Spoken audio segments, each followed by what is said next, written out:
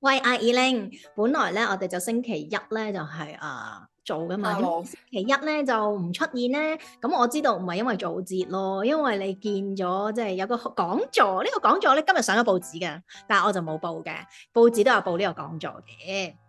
係啊，我去咗見張敬軒啊。哇！我見到佢咧有講話解釋，即係嗰個 title 就話解釋點解自己唱歌有鼻音啦，咁重鼻音嘅，嗰個 title 係咁樣嘅。咁係啊，跟住我喺嗰一次嘅講座嗰度舉手問咗佢一個問題，因為其實我自己有鼻敏感啦，咁跟住咧我唱歌嘅時候都有個好明顯嘅影響，就係我會用唔到鼻腔啊。我個鼻腔會係咪用唔到呢？唔係淨係因為我鼻敏感嘅，而係因為我本身係女中低音，係啦。你同我以前讀書嘅時候 choir 你都知啦，我哋唱 alto 噶嘛。咁但係咧鼻腔咧好多時係講緊啲高音嘅地方就要用鼻腔嘅。咁一方面因為我唔係一個高音人啦。咁就已經個鼻腔開發少啲啦。另一方面，我嘅鼻敏感亦都係越嚟越嚴重啊，即係比起細個嗰時候係嚴重咗啊。咁所以對於我個鼻腔影響呢，即係鼻腔共鳴啊。我意思一路講緊鼻腔，鼻腔唔係淨係講緊個鼻，係講緊唱歌裡面一個共鳴位，就係個鼻腔共鳴啦。嗰樣嘢對嗰樣嘢係真係有影響嘅。咁跟住我就係喺佢呢個講座上面都有舉手問到佢呢樣嘢。咁但係到最後發覺其實真係冇乜解決辦法。但係呢。佢提供咗一樣嘢俾我知道係我會嘗試去做嘅，就係因為佢以前唱歌有鼻音咧，佢有提過咧係關乎於佢有好嚴重嘅鼻敏感，但係後尾冇咗咧係因為原來佢接受過一個手術啊，因為佢照一個 MRI 嘅時候發現原來自己細個撞親個鼻咧，撞到個鼻骨直頭歪咗啊，好得人驚啊！但係因為咁樣呢，而佢做咗一個聽從醫生嘅意見，做咗一個手術呢，就反而搞到佢兩個鼻都通晒啦，兩個鼻窿都冇鼻塞啦。因為我哋鼻敏感啲人好麻煩㗎，我哋好容易鼻塞㗎。其實我同佢有相同，我同佢以前嗰種鼻敏感情況可能有少少相似，就係我同佢一樣都係單邊塞咗㗎。我係長期呢邊鼻窿咧塞咗㗎。咁所以咧就而家就越嚟越嚴重啦，係啊直頭。咁所以咧就係咯，咁跟住佢就提供咗一個，咁我唔會去做手術啦，好地地無端端係咪先？咁冇得從呢個途徑去改善嘅時候咧，我會考慮去真係食。我知道鼻敏感冇得斷尾，可以咁講，係啦。以我嘅認知，鼻敏感係冇得斷尾嘅，係啦。同埋我都幾肯定呢個係我嘅遺傳問題嚟㗎。因為我媽係有氣管敏感噶嘛，咁所以威哥咧係有氣管敏感嘅，我係有鼻敏感嘅，呢個係遺傳嘅體質問題嚟嘅。跟住，但係張已經提供咗一個唔算偏方嘅，佢就係話佢因為佢家族應該都係一個遺傳性嘅鼻敏感嚟㗎，因為佢堂姐都有鼻敏感㗎，但係佢堂姐咧因為係本來係做護士嗰啲咧，有一年就俾人調咗，好似係一年啊，我唔記得啦。總言之就俾醫院內部調咗去負責中藥嗰邊，跟住就成日問住嗰啲百子櫃嗰啲中藥嗰啲味啊。咁跟住咧完咗嗰期嘅工作嘅崗位之後咧，竟然發現意外地冇咗鼻敏感喎，好翻喎。我其實係幾信中藥嘅，講真嗰句，但係你要願意花時間咯。中藥係真係唔係有啲中藥都快嘅，即係大家都誤會咗，以為中藥一定慢，唔係。有啲中藥係可以好快好見效嘅，可能大家唔認識嘅啫。因為本人嘅親人啦、親戚啦，係真係中醫學嗰邊嘅，咁係試過領咗佢嘢嘅我。係啊，因為咧佢試過幫我調理身體咧，然後講到明嗱，呢劑藥係可以幫你調理你嘅身體嘅，但係講到明會喉嚨痛嘅。咁我就以為係啊，講到明係會喉嚨痛嘅，係到底㗎啦呢樣嘢。總言之係會引起你嘅喉嚨痛啦。我唔知佢咩原理啦，因為好耐之前食㗎啦，我嗰劑藥。咁但係當其時我就以為，嘿冇咁快嘅，嘿冇咁勁嘅，嘿中藥啊嘛，應該好慢嘅。嗰日一食完就已經即刻喉嚨痛。跟住搞到我唔敢再食個劑藥啦。所以我到而家都未調理到嗰樣嘢，不過算啦，係啦，唉，我已經放棄咗啦。但係呢樣嘢我就真係唔想放棄嘅。我諗我嚟緊我都真係會去認認真真問清楚我自己睇開嘅一個中醫，喂，可唔可以幫我調理下我鼻敏感嗰樣嘢啊？咁因為我真係幾中意唱歌嘅，係啦，我想問，咁啊究竟咧報紙嗰度話佢分享點解有鼻音呢個，其實個源頭係咪你問嗰個問題啊？鼻敏感啊嘛。我諗所以其實都係因為係你問嘅問題，所以報紙報啊，唔啦。係唔係因為我問嘅問題，唔係我起嘅，係佢起嘅。因為佢係事後有一 part 問大家有咩問題，去到個位，然我先至 raise up 嗰個樣嘢出嚟，我就係問佢啊，我都有你嘅情況啊，我都有鼻敏感啊，咁但係我又唔會做嗰個手術㗎，係咪先？我冇你嘅經歷，我唔會做手術。咁但係有咩方法咧？除咗做手術之外，咁樣咯。係啦，咁而家佢就即係可以講話啟發到我，真係應該要去認真揾我自己睇開嘅中醫，嘗試去做一個好長時間嘅調理。我相信調理係長時間啲嘅，就正如佢個堂家姐都係真係做咗。轉咗嗰個崗位，成日聞住嗰啲中藥，跟住先至長時間之下先至好咗咁樣啦。咁我希望有幫助啦，因為我真係中意唱歌嘅，其實係啦，同埋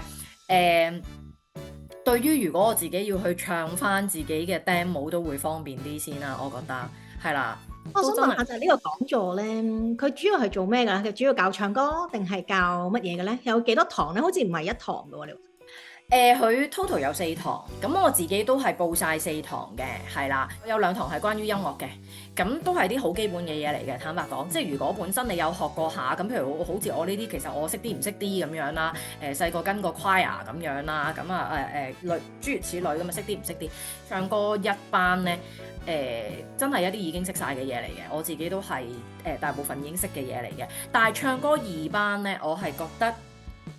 相對地，我會聽到多啲嘢嘅，係啦，即係點為之情感嘅表達呢？原來其實好多人係擠出嚟嘅，好多人都係擠出嚟嘅，但係張敬軒係即席示範咗一個好自然嘅感情表達，which is 佢話我嗰堂因為唔係第一堂啦，佢第一堂示範。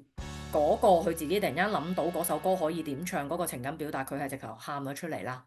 咁我係睇唔到呢一幕咁震撼啦。但係我想講，佢就算第2堂喺我面前喺我哋面前去咁樣做翻同樣嘅嘢嘅時候，佢冇喊，但係我有眼濕濕咯。我有聽佢唱到眼濕濕咯。係啊，咁所以嗰個自然嘅情感表達嗰個力量係其實更強㗎，係會好過我哋好多人都犯嘅一個問題就係技巧搭救，唔係技巧搭救啊，我都唔講技巧嗰 part 啦，因為技巧嗰 part 係另一啲嘢嚟㗎啦。但係我講緊就係好多人唱歌嘅時候，慘歌佢又出個哭腔，所謂嘅哭腔，咁佢就以為咁為之好慘啦，唔使嘅，真係唔使嘅。其實好辛苦㗎，聽嗰啲，我覺得聽得好 heavy 啦，同埋唔好聽咯。其實咧，張敬軒咧，佢教大家，即係我都唔介意喺呢度劇透少少啦。反正我就唔係，我真係全程冇錄，我好乖，有人錄影㗎。分享咯，算係咪啊？我只係分享啫。其實張敬軒好簡單表達咧，就係你如何自然地去投入嗰首歌，有啲似我哋以前朗誦嘅時候老師教嘅嗰樣嘢。你自己要投入嗰首詩，你或者發者教佢啲學生嘅時候，成日教下喊咁，因為投入咯。點為之投入啊？張敬軒講緊嘅嗰個投入就係你要直頭有咗個成個畫面啊！你自己都見唔到，你自己都唔係你噏緊出嚟，因為其實好多歌詞，大家知道我係寫詞嘅。一嚟就有畫面噶嘛，其實好嘅詞係其中一個填詞嘅方法啦，我唔可以講話一定係首都係咁，因為有啲真係冇營造過畫面嘅，有啲歌詞真係我自己有陣時填詞都係嘅，嗰首歌我未必有營造過畫面感嘅，因為填詞都有好多方法。但係如果你嗰首歌真係有一個環境，有個場景塑造咗出嚟，你都冇投入到見到個場景，你點樣帶觀眾入嗰個場景啫？嗰個投入度係好緊要嘅，係佢講咗一句，你見到觀眾就見到㗎啦。呢個係好即刻令我諗翻起我細個朗誦隊嘅時候，其實老師都係咁同我哋講嘅。我覺得係啊，咧有啲似我催眠啊，即係嗰個人話俾我聽嗰個嘅畫像，我個腦入邊就已經建構咗嗰個畫像出嚟咯，然之後同佢一齊係啊，行咯。如果唔係咧，就好難啊。係咪啊？即係所以其實我覺得不外乎，唔好講話不外乎，我覺得成個講座上面都依然俾我見得到張敬軒嗰種真誠。嗰個投入係講緊你真誠地投入，你先會有嗰種嘢出嚟啊！你個人唔夠真誠，冇嗰樣嘢㗎。係啊，係啊，就係等於變咗，最後就係等於變咗擠出嚟嘅感情咯，擠出嚟嘅笑，擠出嚟嘅喊咯。不過呢啲係最難嘅，因為呢啲最抽象。呢啲係最難，但係其實我教學生都係咁，你作篇文，其實你一開始見到個題目，你已經要打冷震㗎啦。你見到個題目打唔到冷震咧，你就可能同佢 connect 唔到。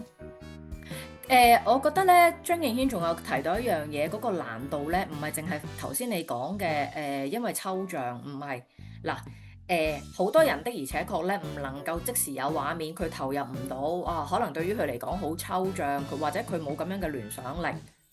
係啦，咁呢啲對於佢嚟講係有難度嘅，但我覺得佢舉出咗一個難度嘅高難度嘅原因咧，我又覺得真係好啱嘅，就係咧，當我哋人越嚟越大嘅時候咧，我哋嘅想像力越嚟越弱啊！我哋細個嘅時候咧，好容易喊，好容易笑，因為我哋好容易有嗰種共情啊。但係咧，我哋大下咧，俾個社會薰陶。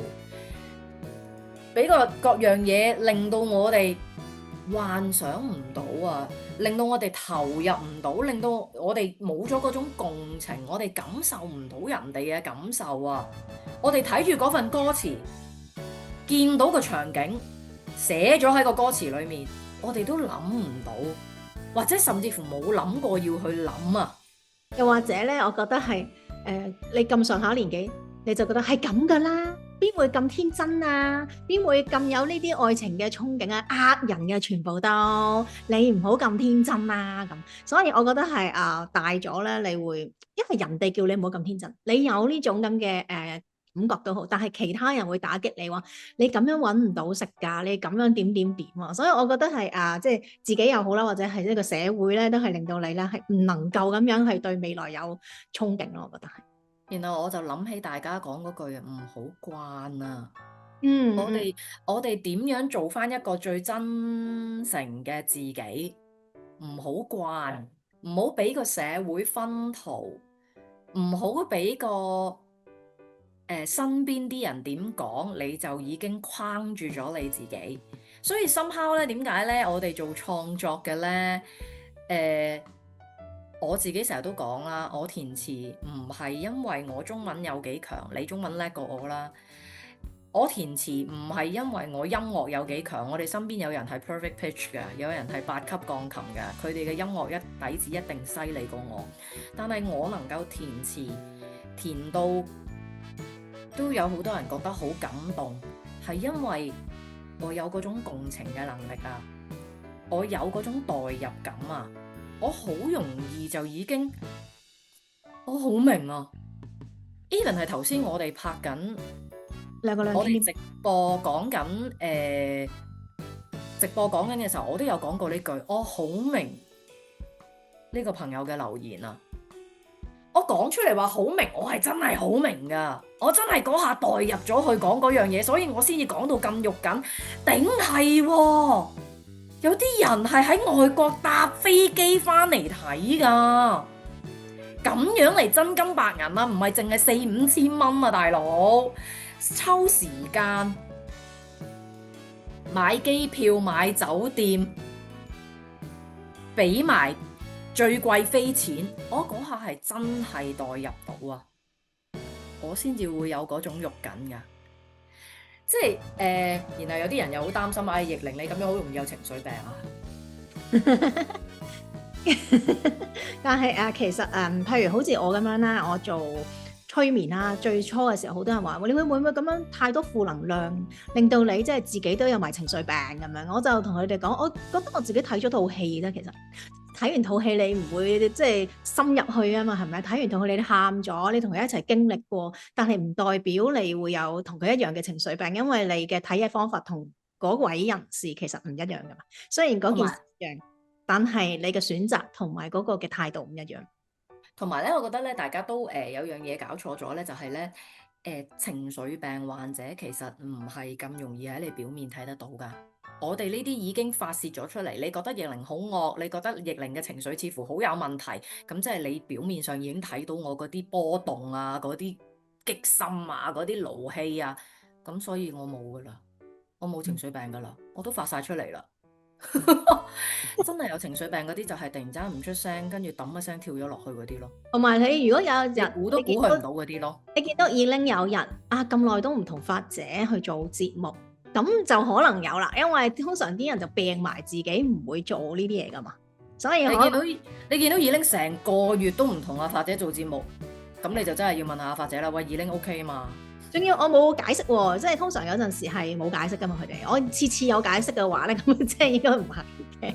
有陣時我哋係真係懶嘅，不過而家就好似我哋冇咁懶。不過我想問翻你咧，頭先有兩堂係唱歌啊，咁仲有嗰兩堂係做咩？係啊，我都想講，另外嗰兩堂咧就係一啲比較 technical 嘅嘢嚟嘅，例如咧一堂咧就係真係講緊嗰個背後作曲。作詞其實佢冇乜點講，少啲相對地，同埋佢亦都有透露到佢嚟緊嘅音樂學院，或者叫做唔係淨係音樂學院啦。其實佢有提過，佢唔係淨係想訓練音樂人啦，佢有提過佢想訓練一啲可能係 KOL。哦，係啊，因為多咗香港年輕人想用咁樣嘅方法去維持生計啦，可以咁講。但係 KOL 其實應該點做嘅咧？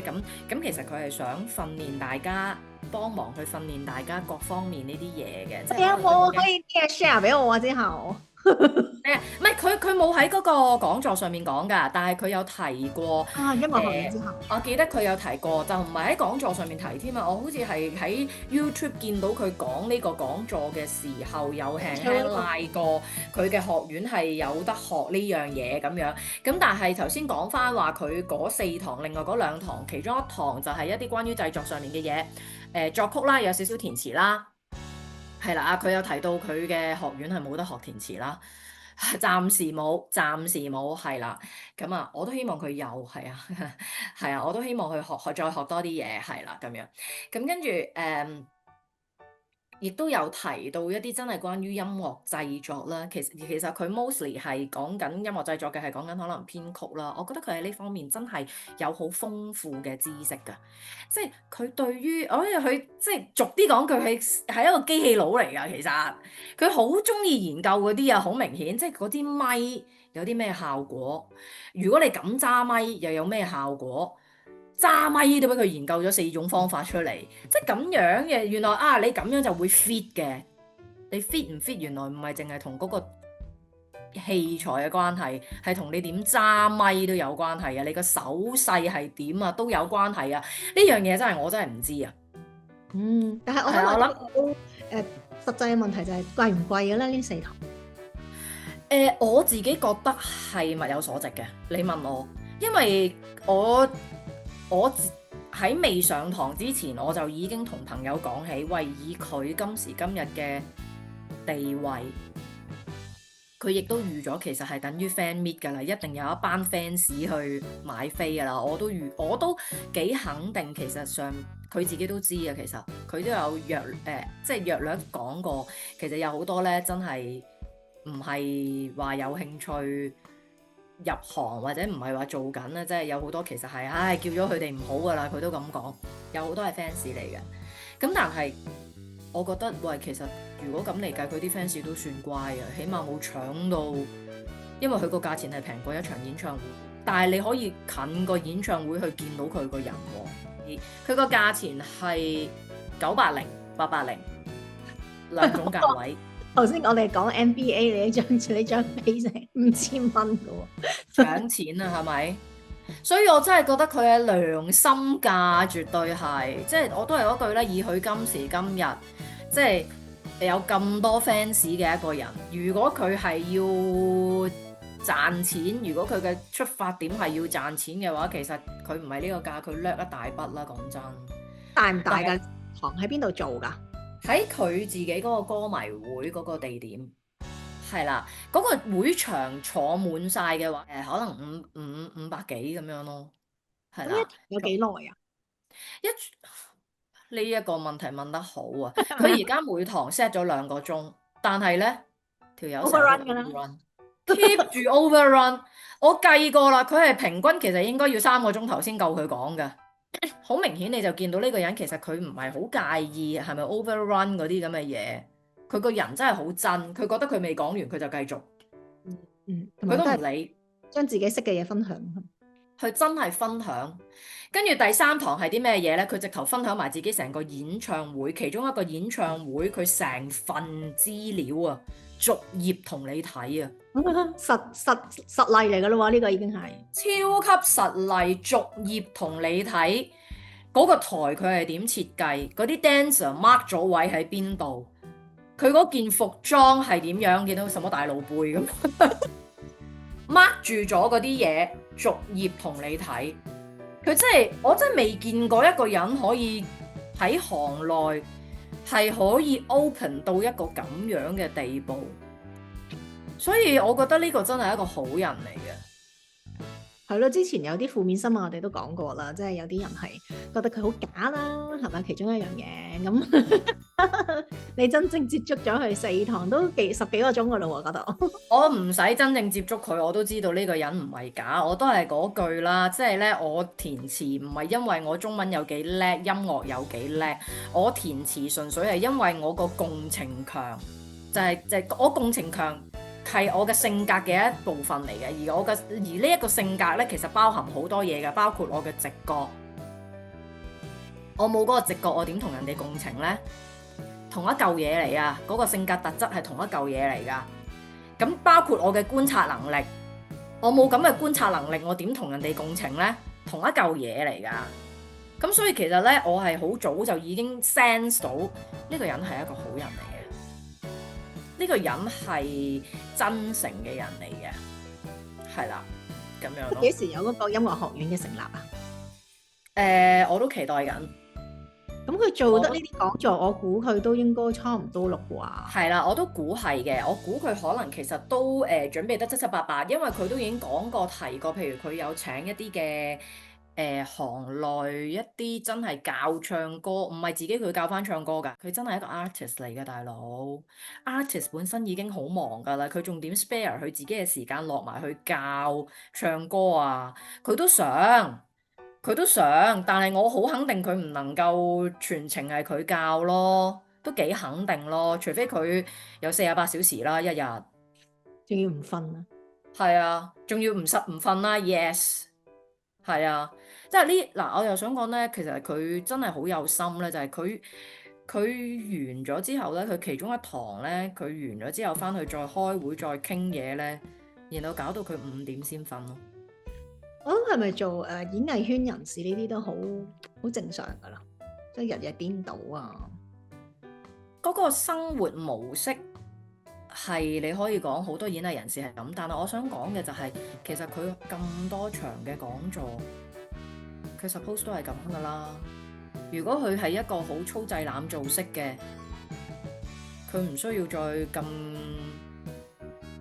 重視一個事後檢討會咯。已經咁多場咯，其實佢成個講座開好多場啊。佢我想問咧，有4個禮拜啊，好似你唔係淨止去呢4個講座，我覺得算係一個課程咁樣啦，係嘛？即係除咗講座之外，咁我唔覺得係課程嘅，坦白講，因為咧。關於音樂創作、關於唱歌、關於舞台製作，其實係好多學問喺裏邊。4堂，2堂講唱歌，1堂講製作，一堂講創作，一堂講舞台表演製作。其實真係講咗啲好表面嘅嘢㗎咋。Introduction 咁樣。係啊，真係一個簡介嚟嘅咋，你可以咁講。係啊，所以哇搞到我好似幫佢宣傳咁，但係真係嘅，我覺得如果真係有興趣嘅話呢，唔好諗住上完呢4堂自己就識飛咯。唔係，我就正諗想問你一樣嘅，就係因為你之前去過其他學校學過噶嘛，所以我就係想你比較一下，你覺得個方向啊，或者你嘅得着啊，或者感覺啊，係嗱，我喺第二啲我喺伯樂音樂學院啊嘛，係學過2樣嘢嘅。第一，我上過填詞班啦。咁頭先都講咗啦，張敬軒其實好少提到填詞嘅部分嘅，咁所以就冇得比較嘅呢樣嘢嚇。填詞係真係需要去學嘅，亦都可以咁講，就算你學晒都未必填得好。我見到好多人係填唔好就填唔好噶啦。我諗大家其實可以理解嘅，即係等於學你就翻咗啦，唔代表你一定考試考得高分，同一樣嘢嚟嘅啫。書你就讀咗啦，唔代表你考試出嚟一定科 A， 同一樣嘢嚟嘅啫。係啦，你學過，你畢到業，你有嗰張 cert， 唔代表你填得好。我諗呢個容易理解嘅，大家應該咁其實除此之外，我係有上過伯樂音樂學院嘅後製嘅 editing 嘅 audio editing 嘅班嘅，所以咧我可以講，亦都真係冇得比較。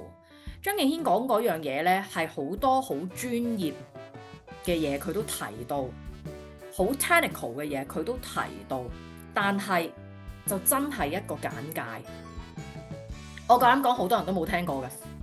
所以我頭先同你講，原來我哋唱咗咁多年歌，揸咪嘅手法都可以影響你嗰支咪 fit 唔 fit。呢樣嘢講出嚟就已經好多人都唔知啦。好多人冇上過台噶嘛，上過咁大嘅紅館台要攞咪嘅話，應該冇。佢就係人 yes， 佢就係有呢個專業嘅知識，而佢又不吝嗇地講晒出嚟俾大家聽。Even 只係一個講座，但係你聽完晒之後。頭先發姐個問題好好，就係你個問題好好，就係話你真係上過一啲 course， 你比較咁就好明顯啦。如果擺埋一齊比較嘅話，咁張敬軒嗰個就真係只係一個講座，一個入門 workshop， 一個入門嘅1堂過嘅 workshop， 冇得比較。所以真係唔好妄想上完嗰4堂我夠啦，我識晒啦。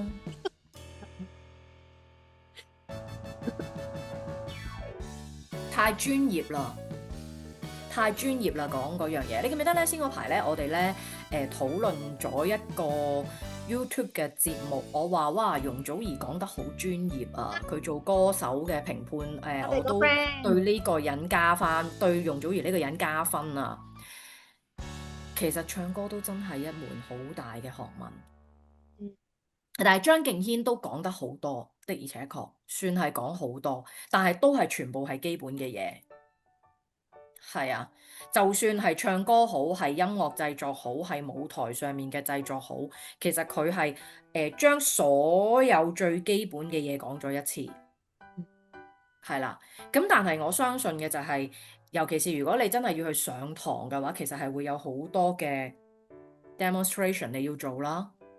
有好多嘅 training 你要做啦，有功課你要交啦，嗰啲先至係實戰啊嘛。而佢而家係能夠呈現喺呢個講座上面，只係一啲 theory 性質嘅嘢啫嘛。所以我都係嗰句啦，即係上完晒呢4堂啦，咁大家就係一個 theory 性質嘅了解認識係啦。咁但係有好多嘢真係要實戰。而你實戰咗，亦都唔代表真係可以做得好咯。就即係我有讀書，唔代表我科 A 咯。係啊，咁所以其實我會去，我覺得我會報個唱歌班㗎。係啊，我起碼而家就已經想啦。咁當然到最後我都要睇價錢啦，大佬。我都係嗰句，我嘅窮嘅程度係月球都知嘅程度係啦。追魚追到上月球都會發現，哇！原來呢一度嘅人都知道二拎好窮啦，係咁嘅程度嚟噶嘛。咁所以其實我到最後我諗我都會睇價錢嘅。咁但係我係傾向想去學唱歌嗰 part 嘅，係啦。即係上個禮拜4有冇錄 demo 啊？結果有冇打開聲針啊？結果？冇打開聲針，唔敢行到嗰步，同埋因為咧都唔係敢唔敢嘅問題添啊。其實我一路都可以講嘢嘅，我係非常感恩地咧遇到一間好嘅藥房，介紹咗一隻好嘅藥，亦都因為久病成醫啦。其實我近幾年咧嘅病咧係好少影響到我講唔到嘢嘅。因為咧，我少少 sense 到自己喉嚨作發炎咯，我就即刻食嗰隻消炎藥，即刻撳住咗。係啊，呢啲係咧久病成醫啊，真係。係咪啊？仲要真係俾我好感恩，真係遇到嗰間藥房，佢哋係介紹咗一隻咁好嘅藥俾我，我係即刻撳住咗。我而家屋企食晒陰公，我要嗱聲去買啦，真係要看門口嗰隻藥。對於我嚟講，因為佢真係可以喺最初期嘅時候就已，我試過介紹俾阿弟弟食咧，佢痛咗2日之後先走去食，唔得食完㗎，即刻唔痛啊！哦咁勁啊！咁佢應該即刻食啦，痛咗2日啦，冇端端。佢唔中意食西藥，冇辦法，係啊，由佢啦，佢自己嘅選擇啦，呢啲個人嘅選擇啦，係啦。咁但係就好明顯呢個西藥亦都好坑，食嘅時候要注意啦。人哋講到明㗎，你一定要飽到食，如果唔係包你一定胃痛。咁真係好勁咯，真係都係削胃。勁啊勁啊！但係真係你有一啲 rules 去點樣食嘅時候，你咪跟嗰啲 rules，唔好自己亂嚟咯。咁但係我係保得住自己，講嘢冇問題嘅，只不過係完全唱唔到歌咯。咁你星期四有冇錄 demo 啊？有啊，硬錄咯。我 IG 我 Threads 我都係咁介紹自己㗎，demo 硬唱啊嘛，我係硬唱㗎咋。因為其實我係勁卡痰啦。會有幾聲咳啦，鼻塞啦，即係好簡單嘅傷風感冒症狀係出晒嚟，同埋再加上就係我鼻敏感啦，就會更加麻煩啦，即係嗰啲嘅症狀係平常冇鼻敏感嘅人嘅10倍啦，你當 OK。咁所以嗰日係唱到一撇屎咁啦，簡單啲講。但係聽到個 melody 都應該 OK 嘅。唔係淨係聽到個 melody 啊！我係一路安慰自己咧，其實我點解要錄歌，點解要錄 demo，我就真係就係俾阿張敬軒聽啊嘛！我就係整一個自己填詞嘅 profile 去俾佢睇啊嘛！佢爆出嚟啊！我頭先特登唔爆，原來你會自己爆出嚟。It's okay，it's okay，冇所謂噶，我覺得係啊，我有做到一個profile 俾佢，係啦，咁係真係自薦嘅。咁亦都感謝有個朋友提我可以咁做啦，因為我第一堂嘅時候係冇做呢樣嘢，完全冇諗過添啊！咁但係我有個朋友上咗佢嘅堂之後，咁啱嗰個朋友嗰堂就見到有人自薦，跟住我嗰個朋友就好想我好，佢成日都同我講嘅一句説話就係試金子總會發光，佢就成日都覺得我填詞係掂㗎，你掂㗎，你掂㗎，好感謝佢對我嘅信任啦，喺填詞呢方面真係，咁佢就真係。不斷咁樣教我啦，俾好多方法我啦。喂，你咁樣做，咁樣做，你咁樣遞你個 profile 咁樣，佢仲緊張過我自己，可以咁講，係啦。咁啊，結果我就真係錄啦，有少少臨急抱佛腳啦，但係冇辦法㗎，因為我個作曲朋友唔收我錢㗎嘛，咁我就係真係哩嗱嗱走去錄，同埋因為好難㗎，作曲嘅人咧好多時係會有嗰啲歌手嘅 contact。有嗰啲 demo 歌手嘅 contact，但係填詞人未必有㗎，因為通常都係作曲嗰個人自己去揾啲人翻嚟唱㗎嘛。作曲嗰個人好多時係做埋編曲，佢自己對嗰邊個人去唱係會有要求，係啦，佢哋對音樂嘅認識係多過我哋填詞人嘅。同埋咧，我諗佢會覺得呢首歌應該用咩聲唱咧會好啲啊？係啦，佢哋係會有一個大啲嘅，對於個音樂上嘅要求係會大過我哋填詞人嘅。對於我填詞人嚟講，你將我嗰份詞唱得清清楚楚，我哋已經感謝你啦，係咪先？係啦，咁所以好多時其實demo 歌手都係同個作曲人聯絡嘅，都係同個作曲啊、編曲啊，都係佢哋一腳踢㗎啦。作曲、編曲、監製都係佢哋一腳踢㗎啦。咁所以其實填詞人根本就唔認識嗰個 demo 歌手，填詞人好多時有交完嗰首詞就算數㗎啦，係咗㗎啦。喂，阿威哥話齋，我交咗啦，係咗㗎啦咁樣。咁變咗就真係一路以嚟都冇錄過我自己嘅作品，少咯，唔多咯，係啦。除非佢都揾我唱咯，咁但係佢就唔使揾我唱咯。因為我唱歌就真係唔係咁叻咯，係啦，唔係佢即係比較起佢手上面嘅嗰啲 demo 歌手，咁就真係人哋專業好多咯，我就真係硬唱嘅啫，係啦，咁所以就呢樣嘢搞到有啲臨急抱佛腳咗咯，所以就去到嗰陣時，唉，掟住嚟錄都頂硬上啦咁樣，咁啊其實我自己就覺得唱到劈屎咁嘅我自己。的而且確，咁但係感謝我個作曲朋友啦，感謝我嘅 studio 個錄音室嘅朋友啦，佢就盡佢嘅能力去救啦。我唱起上嚟應該真係純粹啱音㗎咋，我可以咁講。不過你係自薦㗎嘛，你唔係自薦做歌手啊嘛，所以應該係啦，所以我咪一路淨係安慰自己，總言之我啱音。我唱得清楚嗰份詞，其他嗰啲我就交俾佢搞噶啦。不過我覺得咧，之前你個 friend 見到嗰個人自薦咧，其實嗰個人都係你貴人嚟嘅喎。如果見唔到佢自薦，可能你哋唔知道，哎呀，原來我可以自薦。係啊，但係嗰個貴人已經係我唔認識噶啦，我見都見唔到噶啦。係啊，因為唔係我親眼見到。係啊，咁但係就希望成功啦，係啊，嗰個成功係講緊我真係希望可以同張敬軒合作嘅，因為有樣嘢我冇，我應該有同你提過，其實我嘅填詞之路嘅開始係同張敬軒有關噶嘛。我唔記得咗啦。咁就要聽下古仔啦。你填詞之路點會啊？如果你係講到小學嗰陣時都未出頭。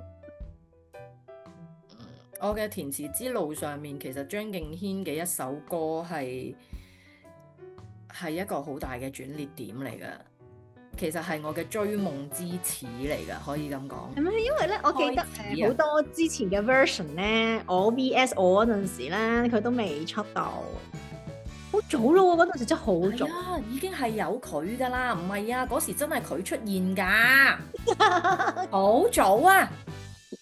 係啦，OK，開始講個 story 啦。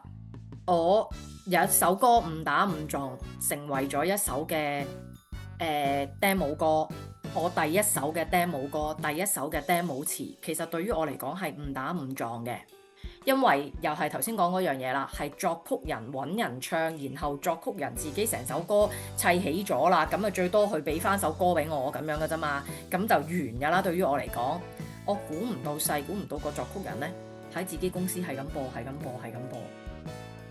而佢間公司就係一間唱片公司。然後就有個歌手聽咗嗰首歌，然後就要咗嗰首歌。咁但係當然到而家為止都係咁㗎。點解二拎做咗好多 demo 歌填詞人，但係都入唔到行？係因為佢哋通常都會揾行內人重新寫過成首歌嘅。咁嗰次都係佢重新寫過成首歌。有留翻一個詞語，我到而家都覺得好感恩嘅，即係一個鼓勵嚟嘅。對於我嚟講，因為嗰個詞語其實喺嗰個年代嚟講咧，廣東歌係未出現過嘅。我知係邊個啦，我記得呢個故仔。係，你記得呢個故仔？嗰個詞語係叫做柱後。我諗而家噏出嚟，好多人都未必明呢個詞語。係啦，你哋可以試下自己語音輸入。睇下你部手機出唔出到呢個詞語出嚟？手機可能會出咗柱侯牛腩嗰個嘛。係啊，我試過啊，柱侯牛腩啊變咗。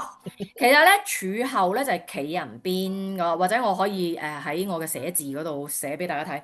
總言之，柱後咧就係講呆立地等候嘅意思。啊唔係啊，地鐵好多柱後同埋柱男，好無聊。好無聊啊！你嗰啲都係嗰碌柱啫，講緊。但係柱後就唔係嗰碌柱嗰個柱，係另一個寫法嚟嘅完全。咁當其時其實就應該冇乜廣東歌用過呢個字眼嘅當年。咁結果咧就嗰隻歌俾填詞人重新寫過出街之後咧，就保留翻呢個詞語。咁其實就已經夠我開心咗一段好長嘅時間。即係我會覺得啊，原來我寫嘅詞都有一啲保留嘅價值喎，咁樣。咁但係就開心咗嗰次啦，開心咗一段時間啦。咁跟住呢，一個 demo 填詞人好悲哀嘅一樣嘢就係你完全無從入行啊。咁但係呢，大家繼續問我攞歌嘅時候呢，嗰個年代都仲係 keep 住收情歌。然後我就年少氣盛啦，有啲脾氣咁樣啦，冇貨啦，情咩歌啊？呢個世界好大㗎，即係認識耳鈴嘅人就知啦。即係我就會覺得喂，呢個世界其實真係好大嘅，好多題材可以寫㗎。我唔抗拒寫情歌，但係可唔可以唔好再強迫我淨係寫情歌呢？跟住我就同晒所有人講，所有平時會揾我寫詞嘅朋友仔講，如果再寫情歌冇貨啦，斷自己後路，斷自己後路，咁就真係靜咗。我諗有2-3年嘅時間。唔揾就唔揾噶啦嘛，即係好多人噶嘛。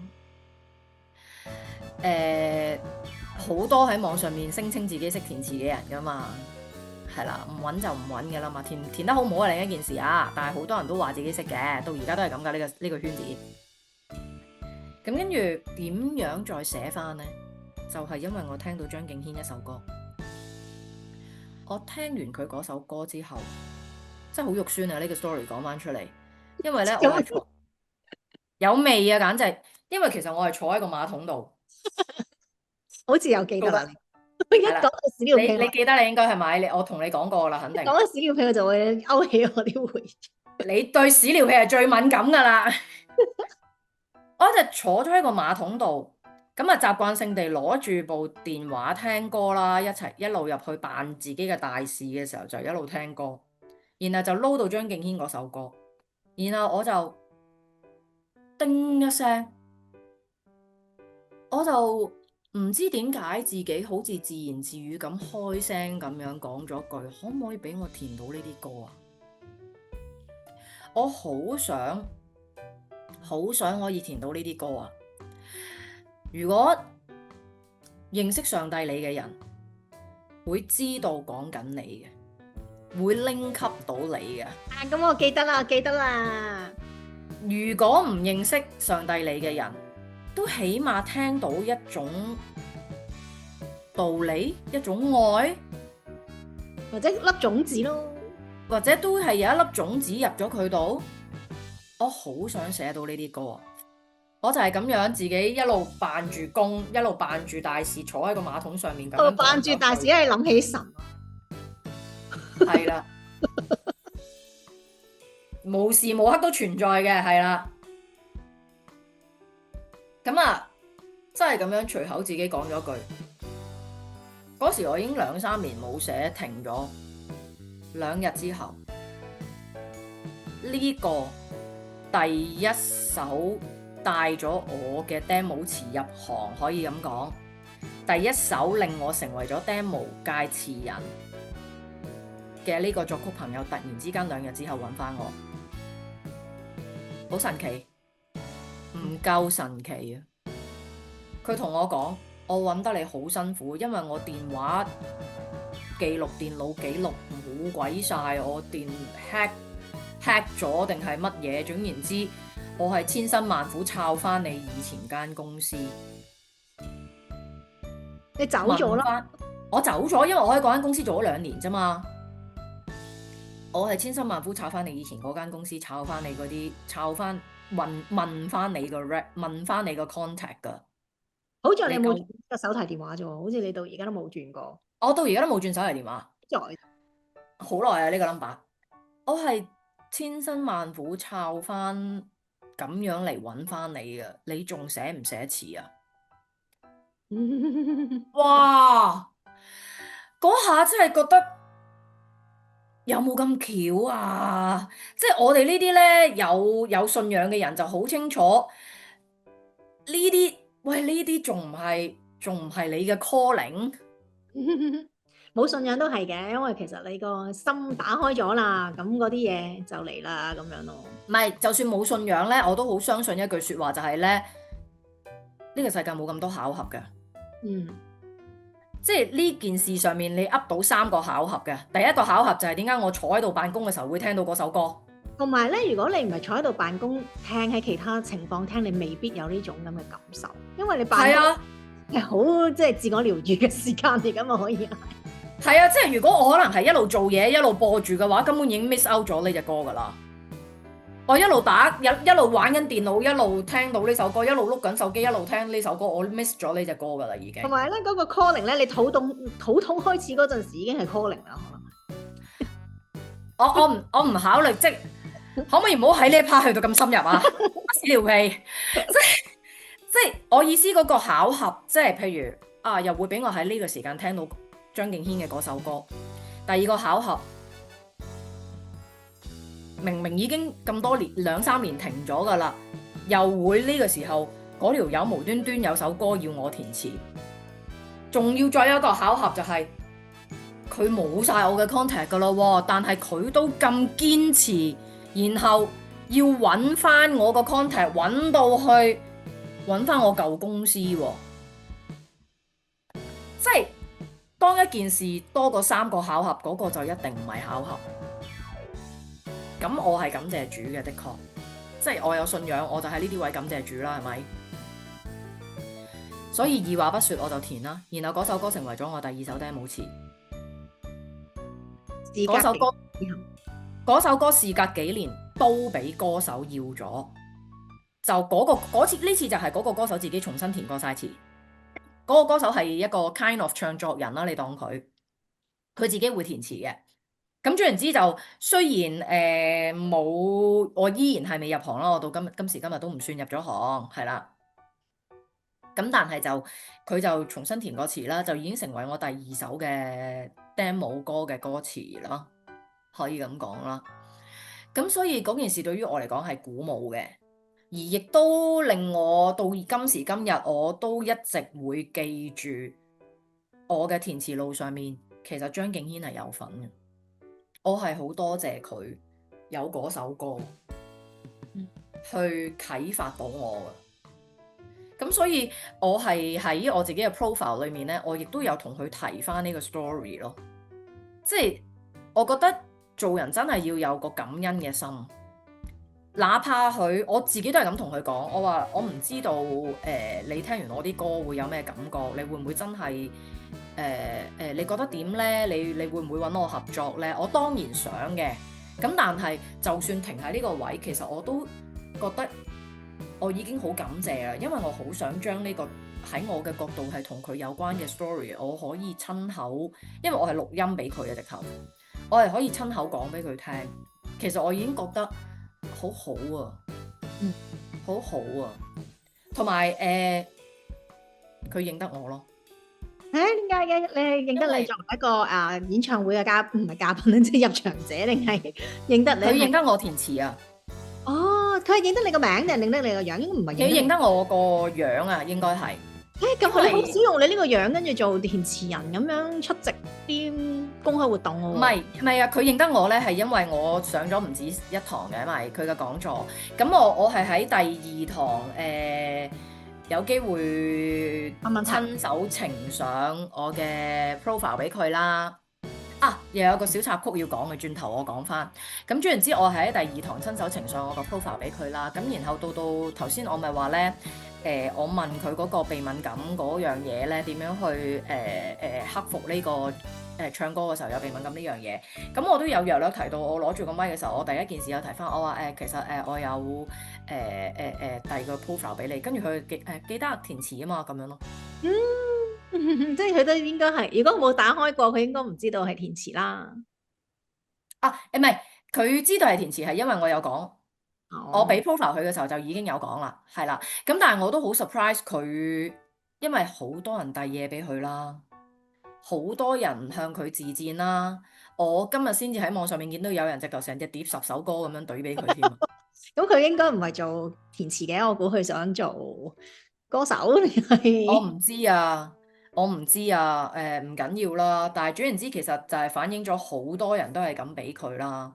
咁但係佢見咁多人，佢仲要其實佢話佢認得我嗰堂，其實佢唔夠瞓嘅。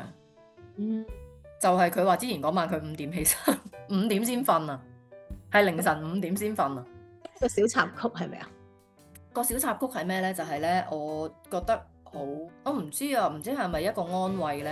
對於我嚟講係咯，咁啱我遞 profile 俾佢嗰堂咧，因為佢都幾多同我哋互動嘅，咁有個人有份互動嘅期間攞個咪講翻一樣嘢嘅時候咧，勾起咗佢一個回憶。嗰個回憶咧，其實係好似我頭先講嗰個經歷嘅，就係喺自己嘅時候，喺自己一個人嘅情況底下，然後有上帝嘅回應。咁我記得張敬軒佢都係唔知天主教定基督教噶嘛，都係相信上帝咯，係啊，因為佢喺講座上面都有講，都有提過上帝咁樣，係啦。咁但係點解我會覺得有一個安慰咧？就係因為我嗰下我就已經諗，哇，佢會唔會因為佢自己都講話，勾起咗佢呢件事嘅一啲嘅回憶咁樣啦。咁嗰件事對於佢嚟講係好深刻嘅咁樣啦。咁佢就喺個講座上面 share 翻出嚟俾我哋大家聽咁樣啦。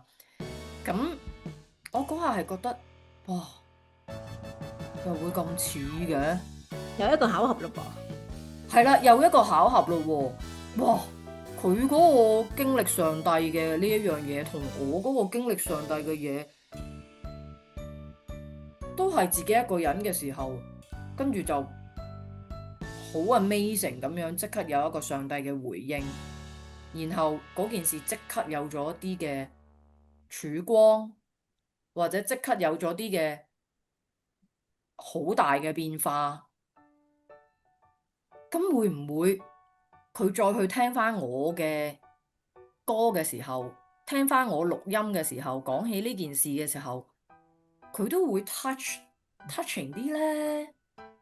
即係我自己諗多咗啦，呢個有可能係我嘅 FF 啦。咁但係對於我嚟講係一個安慰咯。係啊。你頭先話咧，本來想早啲完啦，我估咧頭先我哋個半鐘，跟住我諗住呢個大概半個鐘就搞掂，但係都差唔多過個半鐘，差成粒鐘。點把啦，放棄咗啦。